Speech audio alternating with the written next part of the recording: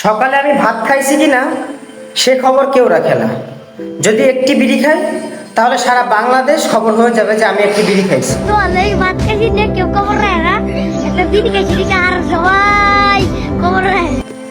কথাটা যদিও একটা ছোট ছেলে বলছে ভাই, কথাটার ওজন 100 গ্রামের বেশি, 100 গ্রামের বেশি। 32 নম্বরে আগুন দিয়েছে, 32 নম্বরে ভাঙচুর করেছে, আমরা অনেক দুঃখ পেয়েছি, আমরা অনেকই কষ্ট পেয়েছি। কিন্তু সেই ফ্যাসিস্ট সরকার, সেই স্বৈরাচার সরকার যে শত শত ছাত্রদের হত্যা করেছে, দিনে দুপুরে হত্যা করেছে, গুলি বর্ষণ করেছে, সেদিকে কারোর কোনো দুঃখ নাই। কিন্তু 32 নম্বর ভাঙছে, এর জন্য আমরা খুব দুঃখ পেয়েছি।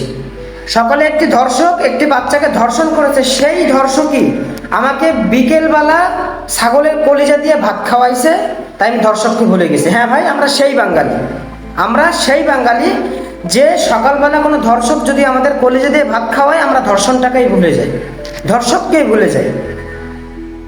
আমরা সেই বাঙালি।